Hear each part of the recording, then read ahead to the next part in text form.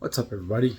Jesse here with Jesse's World, and it's finally D-Day on the wheel bearings. I posted that video that not many of you have watched at this point, but I got to replace the wheel bearings, and I'm not excited to do it. I've never done the rear wheels. I know I have to deal with the emergency brake situation for the rear wheels and everything, I got to get it taken care of because I've been pushing my luck and rolling the dice on getting to and from work for the last 2 days on the wheel bearings that are in here, and I will show you guys how bad it is. I'm going to jack it up and show you. I'm pretty sure the back right side is less bad off as far as the shake test for the wheel bearings goes than the back left, but you'll see whenever I get it up here. Okay, so it's like an hour and a half later. My wife ordered Papa John's and it got here before I got the car all jacked up in the air. So I ate dinner before getting started. It's about 6 o'clock now, like 6:02 to be exact. Anybody who knows me knows that I love the Back to the Future movies, and after I got the car jacked up in the air, reminds me of the scene in Back to the Future Part 3 where Doc had stored the DeLorean in a mine. It's been buried here for 70 years, 2 months, and 13 days. So I've got it set up right now. I've got, like I said, I've got the car all jacked up, and I'm going to show you what a wheel bearing that's good looks like when you do the shake test. This front right wheel, I just replaced the wheel bearing on it like 6 months ago or something like that. 6-8 months ago. I think it was sometime earlier this year. So that just happened on that Tidy Cats bucket while I was just shooting the last little scene, and the freaking lid just popped up and startled the crap out of me. Back to what I was saying. I'll show you what a wheel looks like that has a good wheel bearing in it. Then we'll go to the one that has the bad ones. Okay, so like I said, this wheel just got a new wheel bearing like, I don't know, 6 months ago, 6-8 months ago or less. So when you shake it, there's no movement. It's solid. There's no play in it at all. That's the way it's supposed to be. Now let's transition over to this back wheel. This one, I do have a couple of the lug nuts loose, but this one and I think this one right here, they're still tight. So there's no play between the wheel bearing and the wheel right now. It's still on there good enough. But this is the amount of play from the wheel bearing.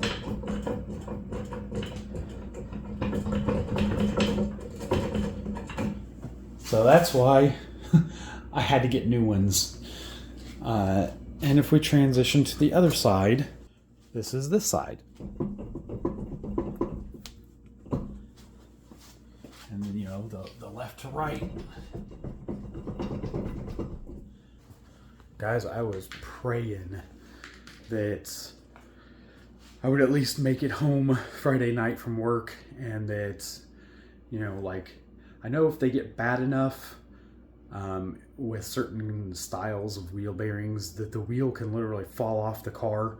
And also I'm sure that whatever roller bearings or whatever there's in there, they could seize up and make it to where the wheel stops spinning, or, you know, that there's so much friction that it just burns it up inside and then the wheel won't turn. So I was just really praying that I could just make it home Friday night, which I did, thank God. Before we get into tearing the car apart, I'll show you the parts that I bought. I got 2 of the same hub bearing. Hub assembly is what it says on it, but it's a wheel hub bearing assembly. So it's by Auto Part International. It says hub assembly. The picture is deceiving because it's got 3 bolt holes on the picture. But this is the actual bearing that's in there. It's got 4, and it looks to be like what's in the car. It's the same, 5-lug design. It's got the little lip for my rim to sit on. Okay, so first thing I'm going to work on is getting this axle nut off here. I just took the tire off. That's all I've done so far. I'm going to get the axle nut out. I took my Dremel and I cleaned the threads around the outside to make sure there wasn't any debris that was going to try to hold it up. And the only thing that I have to use, where is it here? I've got the axle nut socket, which is, I don't know if you can see it or not, Pittsburgh 32 impact rated axle nut socket. I've got my Chicago Electric drill, and I just hope it's got enough power to back that axle nut off. Guess we'll see. So it's gonna get loud here in just a second.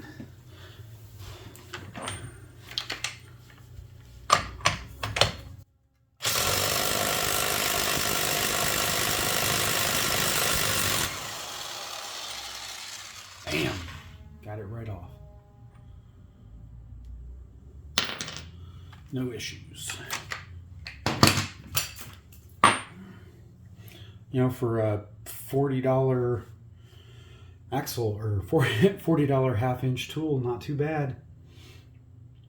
Now I'll go ahead and get the caliper off, get the rotor out of the way, and see what I have to deal with behind that. All right, I did not expect to see that. So the wheel bearing was so bad, and this was pushing so far up in, that it actually was pushing into the caliper and grinding away the edge of the caliper. It's supposed to be, I don't know, that probably took like a 1/8 of an inch or a 1/16 of an inch of metal off of the caliper itself for the bracket. Like you can see right here, the difference. It's supposed to be all the way out to this edge where my finger is right here, and it took all that material away on the inside, off the inside of the wheel, or the, still looks fine. I'm sure it'll still work fine, but gee whiz. Things have gone south very fast. I cannot get the hub bolts to even start to move in the back of the housing. I tried my regular ratchet first, nothing. Then I put this 1/2-inch short breaker bar on there, nothing. Then I tried to, I don't have room to fit my my impact in there, so I can't try it. Okay, so I'm taking the spring off of here, and it comes out and just hooks into this little hole in here. Turn that on. Okay, so there's that hole right there. Not the big hole, the small hole. Spring just connects into it. And then this piece is on here. And I don't know if it matters, but the front spring was in the back and the back spring was in the front. And then they just go over that pin that sticks out right there. And then go ahead and take this spring off. And we'll go down here and take this spring off, probably the same way. Yep, same thing. Slides into that slot. This one's got a bolt in it, so I can't put it in that slot.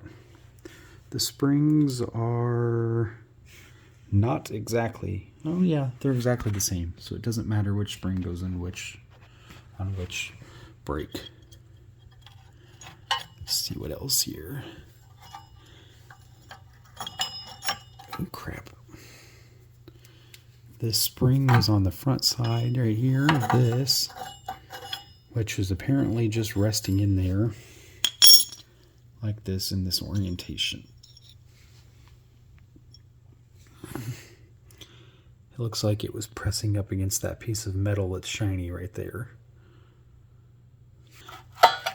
Now, it looks to me like I need a flathead screwdriver and I need to press this in and turn it because it's locked in on something in there, holding both of those in. So let me get a flathead. Alright, I sprayed it down with some WD-40, and what I'm looking at is right back there. Oh, come on, that. So if I put this on here, I push it in and spin it, I think I should allow it to pop out. It's just so rusted that nothing wants to move. Yep, there it goes. Alright. So spring was on this, and as you can see here, it's got like a little T on the end, and you put it in and twist it to lock it into place. And man, that's rusty.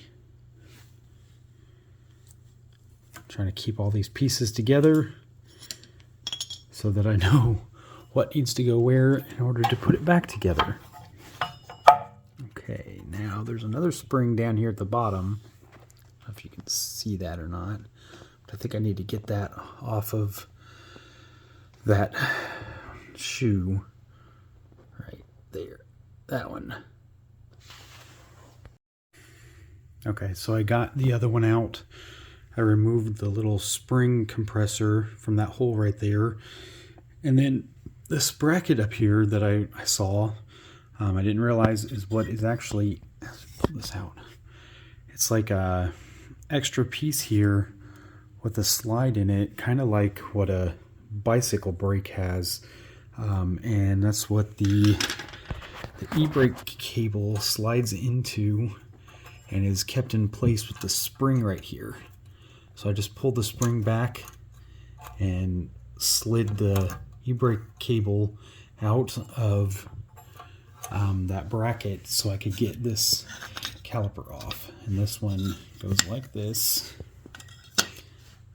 And that other spring side right here goes right there in that slot. And then this spring that I took off was in this hole. And this spring was in this hole. And both of those top springs wrapped around that pin. So now I've got the e-brake assembly off of it. Now I can see just how bad the corrosion is on the back side of the housing, and just as a further example of how bad the wheel bearing was, that's not supposed to move that much. Actually, that's not supposed to move at all. It's moving the axle and everything. See, I can push the axle back out of the way a little bit, but so I'm going to take a second and try to use my Dremel and a wire wheel and clean the threads off on those bolts, because even if I do get them to break free, they're never going to come out of that hub like that, looking like that. I mean, you can't, this one, where's that? Here we go. You can't even hardly see that there are threads on there. So let's get them out, or get them cleaned up. Maybe it'll help them to come out easier.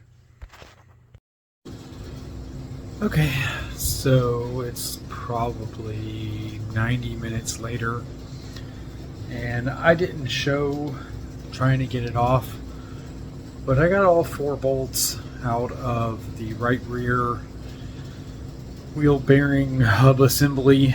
It was not easy. Look at this mess of tool. Got, I think it's a 2-inch extension, a 4-inch extension, 12-inch extension, oops, a breaker bar, my drill, just all kinds of stuff. I had to use different angles, different positionings of sockets and stuff. I don't know if any of you saw my my breaker bar in a pinch video that I posted, but the 19 mil, which is the size that I used for my lug nuts, I put it on the end of the 12-inch extension, and then I put that socket on the end like this. Put this around here, and created I don't know, what is that, like a 12? It's probably about 10. So about 22-inch breaker bar per se.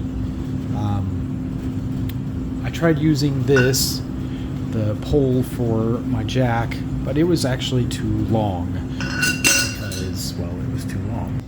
But the breaker bar in a pinch solution worked out great. I was able to change the length of the amount of leverage that I had based on which extensions I used to be able to fit underneath the car at the angles that I needed to, or get into the angles that I needed to get into.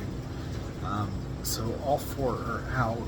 Now I have to try to get the hub out because I'm pretty sure it's pressed in.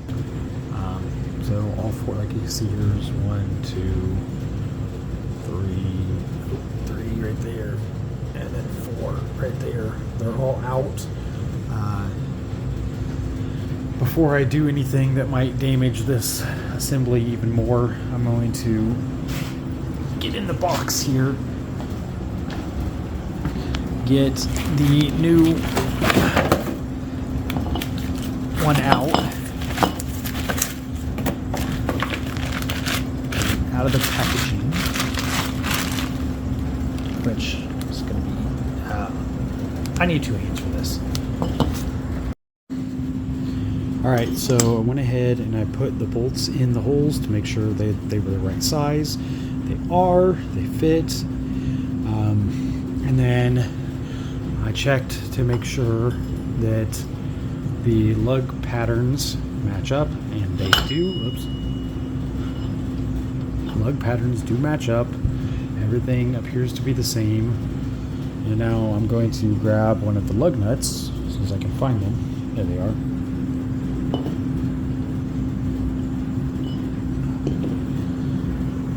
Alright, grab one of the lug nuts. Make sure it threads on, and it does. So everything looks to be in order as far as fitment, size, shape, dimensions, style, design, everything. It appears to all be the same. Alright, so now I'm going to go through the painstaking process of trying to get that hub off of there, because as you can see, it is kind of fit in there. This is the back part of it. And hope that I can get it off. I think that's going to involve me getting out my air hammer and just hammering on the back side of it. I've already got the axle pushed in, so it's not really affecting much. Yeah, hammer, air hammer, whatever, something, I'll get it off here. Okay, well that was much less eventful than I expected it to be. And I got it off, and I used the method that I've been using for the last couple, which is just a couple of bolts that you put through the open holes here, and then these nuts are bigger than this hole is on the back side. So I just put the bolts through and then start cranking them down until the bolt pushes on the back side of the hub and just pushes it right out of there. The very end of the bolt is a little marred. I don't even know if I'm going to be able to get this off here very easily or not. Nope, just so it's stuck there. I'll probably have to put a wrench and a ratchet on it and try to thread it back off through there and hope I don't damage the nut. Same thing with this one. It's a little marred at the end from pushing up against, well, actually pushing up against the inside of that plate. But let's see. And this one I think got a little bit more marred than the other one did. Yeah, see, that one stops about right there. But these were the bolts that I bought when I did the front the last time. I don't know if you can see, but they're kind of flat instead of sharp. So not bad. I should be able to pull that off over it so I can use these on the other side. All right, how does that come off? Very good question. I just pull on it. Looks like maybe it just slides out of that clip. I just pull that clip back a little bit and it slides out. I hope. Yeah. So I guess I'll try that. This clip doesn't matter if I break it or not, so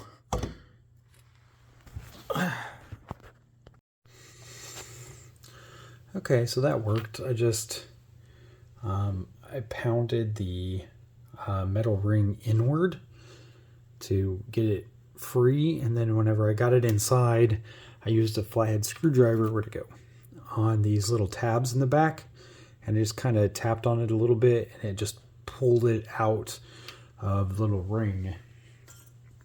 And then the ring was still inside, but it was inside. I'm thinking maybe I should have tried to tap it out this way, but I didn't want to damage the speed sensor, or the ABS speed sensor, wheel sensor, whatever you want to call it, traction control sensor.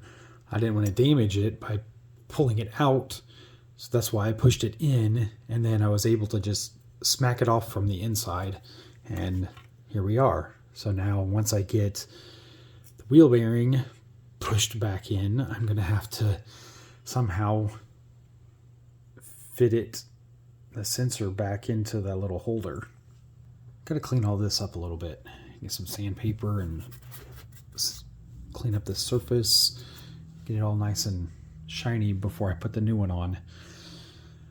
I bet the car will drive a lot better, and there will be a lot less road noise when I get this finished. Alright, so I've got the bolts in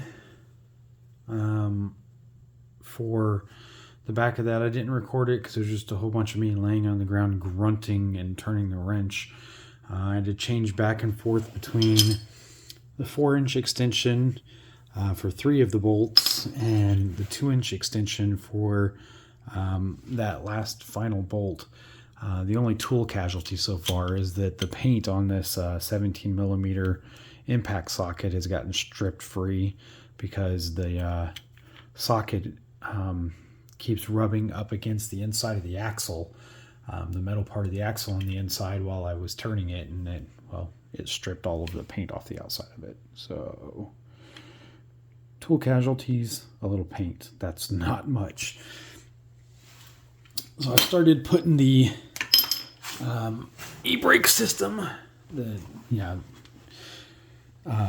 the drum e-brake system back in. I've gotten this, so far the only thing I've done is pull the spring back here, and I put the cable portion of the puller back on here. The one thing that I actually wanted to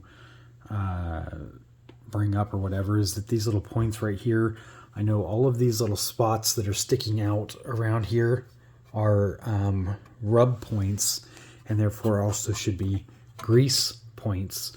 So I'm going to put a little bit of grease on all of them to help keep everything moving. I'm also going to sand them down a little bit because they're looking a little crunchy. So I'm going to sand them down a little bit and then grease them up, and then start putting the rest of the emergency brake system for the e-brake back together. Yeah, I guess I'll just get to it. Okay, so I've got the e-brake put back together. I sprayed it all down with brake clean just to kind of knock off some of the residue and stuff. None of the springs broke. Everything, while not in great shape, seems to be functioning. Even the spin wheel here for the brake adjuster is adjusting. Where's that? There's a screwdriver at here.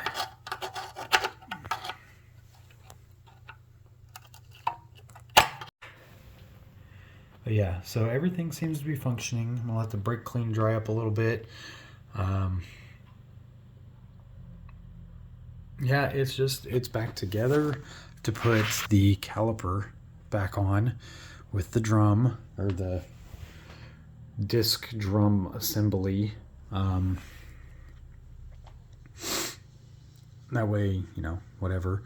But I'm going to set the tension on the brakes using the little tensioner wheel there, the little rotating wheel right there in the center. I'm going to set that tension and then get everything put back together and then go do the other side. How fun that'll be. Alright guys, so I got the tire back on. It's odd seeing the shiny wheel lug studs in there. I have to look up what the torque specs are on this, but I just hit it as hard with the impact as it would let it while it was off the ground at least. Like I said, it's only a $40 impact. Probably only got it to like 130 or 140 foot-pounds, something like that, which is probably close to what it's supposed to be. But I'm doing this little part of the video to show you guys that the difference between the wheel before I replaced the bearing and now. Let's see if I can get this in here. Oh, come on, phone stand. Alright, let's back you up a little bit. Alright, so before I did this, let's zoom out. Before I did this, we did the shake test on it, and the wheel moved quite a bit. Now, with the new wheel bearing in, this is the shake test. It doesn't move at all. It's solid. The only thing that I changed was the wheel bearing. Everything else is still the same brake pad, same everything. I did adjust the tension on the emergency brake because last couple times I tried to use it, it was really, really weak. So I adjusted it so that there's just a little bit. You can hear it touching just a tiny little bit. Hopefully that doesn't become a problem. I think it'll probably loosen up a little bit after I drive it and hit a couple bumps and stuff, because everything is just kind of put back in there, and some of it's got some rust in different areas and things. I think it'll loosen up just a tiny bit once I get to driving. If not, if I start noticing that it's, you know, getting real hot in here, because I'm going to check the hub, because last night when I got home, you could reach inside the wheel right here and touch the drum section of the brakes, and it was really hot from the wheel bearing and being so bad. So I'm going to be checking that after I get it all put back together. I gotta go do the other side now and come up with hopefully the same result where, you know, it's no longer an issue. It's all new, it's tight, it's solid. I probably am going to have to adjust that camber arm that I put in there, because I think the wheel bearing going bad was continuing to let the car sink more and more and more backward, or the wheel sink more and more in, so I kept having to adjust it more and more out to try to compensate for it, which isn't going to be an issue now. So I'll get it down on the ground, I'll see how it's riding, and I guess for now, let me go get the other side done. Okay, so this is the driver's side left rear. I didn't really show on the passenger side me removing the hub wheel bearing assembly, so I figured I would show you guys on this side. These are the same 2 bolts that I used on the other side. The nut is behind the wheel bearing. I don't know what you call this, the wheel attachment portion that has the studs on it. There's a nut back there, behind here too. And all I did was found a solid place that wasn't on the hub, you know, off to the edges of the actual hub, that I could mount one of the bolts, and then again down here, not on the hub itself up here, but somewhere off to the side that I could mount it so that I could press against it and essentially use these screws to pull or push the hub wheel assembly bearing piece out off of all of the other stuff. Well, guys, victory comes to those that are determined to be victorious. This one definitely put up a much bigger fight. I had to use the air hammer, and I broke both bolts while I was trying to get it out of there. The second one, before it broke, definitely made the biggest difference. I was able to move it over from this spot to this spot and push on it, and for some reason that spot was just better, and it pulled this out about, I don't know, 1/8 of an inch or so from this dust cover, and made it to where I could get a small gap in there and get the air hammer in there to start prying around the outside edges of it. If it wasn't for that, this would not have come out. But like I said, I'm getting it out of there. It's coming out whether it wants to come out or not. I don't care what it thinks. So again, I say victory comes to the determined. That'd be me in this case, in case you were unaware. Okay, guys, so the other side is done. It's currently Sunday, November 12th, 2:23 a.m. It wasn't easy. It wasn't easier than the other side, even though I thought it was going to be. But I initially came over here and showed you guys the wobble on the tire by doing the tire shake thing. It's solid now. The shake test says your wheel bearings are good. It's fixed. I'm tired. It's been about 8 hours that I've been working on this. Some of those bolts in the back took me, I think this side probably took me at least 1.5 hours just to get the 4 bolts out too. Then I had to get everything else off of it as well. Everything is done. It's just everything's not torqued down yet. I gotta check the torque spec on the axle nuts and torque down the lug nuts on both rear tires. I think I'm going to open the garage door and go ahead and turn the car on, put it in drive, and just kind of let it idle here up on the jack stands and see if I hear any noises coming from the rear end before I drop it down to the ground and torque everything down. Guys, it is currently 2:51 in the morning. I finally got the car all put back together, and I'm taking it out for its maiden voyage with the new wheel bearings in the rear, and oh my gosh, it is such a difference. I know you can't see me very well, but I did take a video earlier, a couple days ago, telling you guys to listen to the road noise that I was hearing. Listen to this now. It's damn near silent.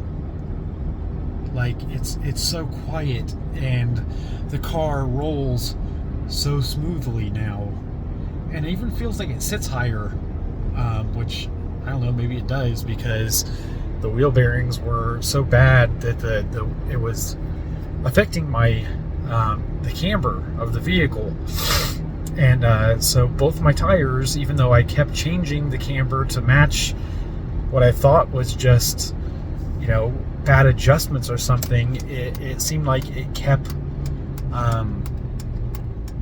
falling again and more inward than it was.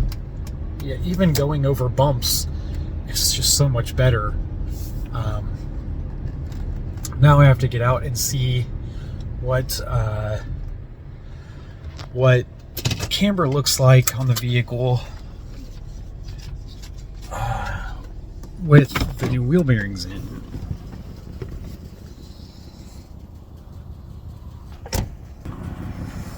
Alright, let's turn the light on here. So if we look down it doesn't look too bad. It looks fairly straight. That one's actually a little bit proud outward. It's tilted outward a little bit at the top, but I actually want it that way because this tire needs to be replaced. I'm trying to roll as much on the outside as I can before I have to replace it. The wheel bearings were part of the problem that were causing it to have to be replaced. I just didn't realize that. This tire is probably going to need to be replaced too. But now that I have the new wheel bearings, there's only like 2 more things back there that can be replaced. I got the new camber arm. I mean, I guess the housings themselves, while there's nothing wrong with the housings, the bushings in the housings are toast. Oh guys, that's it for this video. It's all done up and it's so much better than it was. Well worth it. Even though I had to pay $53 for express shipping so that I could get it in 2 days, the parts themselves were only $42, I think. So the total price with tax and shipping and everything came up to like $102 and some change.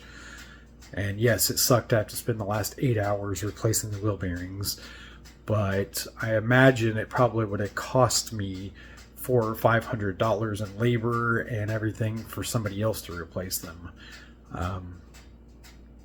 So the 8 hours of my time and the $20 or the $100 worth of parts and shipping, it's worth it. The car rides so much smoother, it accelerates easier, it does everything that it's supposed to do as far as driving, seemingly better. I did not get any ABS warning lights whenever the car came on before I left.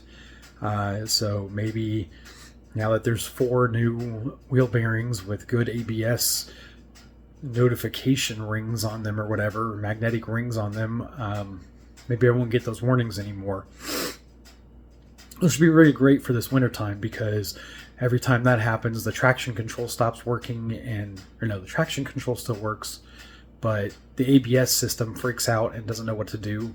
And well, snow, wintertime, no ABS, not a good thing. But I'm going to call it a wrap on this video. Everything is done, and yeah, I torqued down the lug nuts. My torque wrench only goes up to 150 foot-pounds, and I did that on the axle nuts, and they both were higher than that, so I imagine that's pretty good. At work we do, I think it's 260 Newton meters. I'll have to look it up, but I'm sure that's probably like 170 or 180 foot-pounds. And that's it, guys. I'm gonna go take a shower. I got grease everywhere. My hands are covered. I'm dirty. I'm tired. Hopefully you guys learned something or just enjoyed watching me struggle through all this crap. But either way, thank you for coming back to watch the videos. I love that you guys are coming back to check them out. If you've got any questions about what it takes to get this stuff out of here or how to do it, shoot me a link in the comments. I'll answer whatever questions I can, however I can. Most of the tools that were needed were 32 millimeter axle nuts, 19 millimeter lug nuts, sockets, Let's see, I needed the hub bolts are 17 millimeters. Let's see, what was it? The caliper bolts, I think, are either 13 sixteenths or 11 sixteenths or something like that. Here it is. 9 sixteenths. Oops. So the caliper bracket bolts are 9 sixteenths. I think a 14 or a 15 millimeter also works for that. What else did I need? Pair of pliers, needle nose preferably, for the springs in the emergency brake system. Flathead screwdriver, torque wrench, jack stands, air hammer, a couple of bolts. Hopefully you can find better ones than I did so you can help press out those bearings so you can get the new ones in. A couple of bolt nut combinations, I mean. I think that's about it. It didn't take a whole lot of tools to make this happen, just a whole lot of struggle and trying to figure things out, because I've never done this before. I've never even taken apart drum brakes before, which that e-brake is essentially a drum brake system minus the what's it called? The little piston that pushes it apart. Instead of having a piston, you have the cable that makes it pull apart. So that's just the way it goes, guys. Have a good night. Enjoy your Sunday, because it'll be Sunday by the time you watch this, if I can even get it uploaded tonight. And I'll just catch you guys on the next one. Like, share, subscribe. Enjoy the content. Leave me comments, please. And definitely, please subscribe. Like 99.4% of the people watching my videos are not subscribed to the channel. It doesn't cost you anything, guys. It helps me tremendously. I don't get paid for any of this because I haven't met YouTube's threshold. And I would definitely like to get even just a little something just to say that I did. Get me up to 500 subscribers, guys, please. I'm at like 335 right now. And I definitely like to just say that I earned something from YouTube from all the videos I've posted. Have a good night. See you later.